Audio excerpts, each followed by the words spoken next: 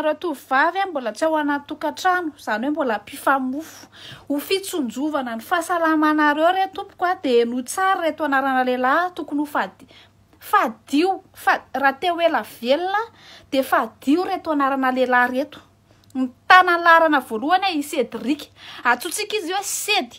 Matetika io razoky io manana tomobile dia ianao eo amin'ny devant foana dia mieritreritra ianao hoe ianao ny tompon-daka, hoe ianao ny tompon'ny lakile. Fa ny tsy fantatrao io razoky io dia président ny fikambanana FLTMVR na fikambanana lehilahy tsy mijanona vehivavy iray. Ka asakasakao raha mbola tsy tafiditra ao anatiny ianao dia tonga dia zao dia sarao na savon téléphone de A à Z.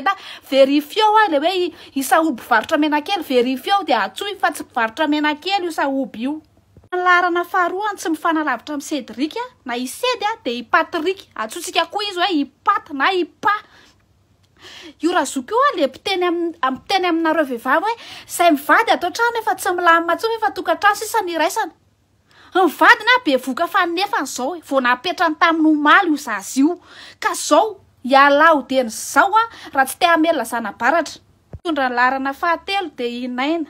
Mody jerenao izy manao pataloha velondrirana lobaka miaraka amin'ny kravaty dia mieritreritra ianao hoe olona vita hamelona anao io, hoe raha be vokany io ianao dia hoe hijanona eo izy. Tsy fantatrao dia nitoka gasy sotroina ary mbola trosaina alotsy kelikely isam-bolana ny consommation anankiray dia ny zanako Seigneur.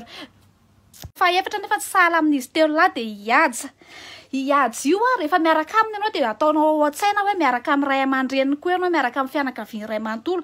Raha miady hevitra nareo mitsamina hoe holokoina maitso samavo ny trano ka ny reniny miteny hoe mena dia mena ny tranonareo.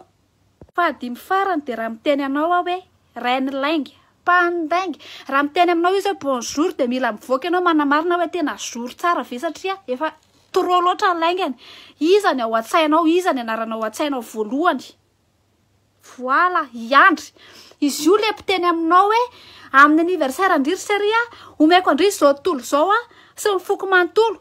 Tsy afaka omena andry zany zao tontolo zao dia zay nipetraka raha omena andry zao tontolo zao mifono manontolo ihany ny azo omena andry dia ronono mandry mamy chocolat.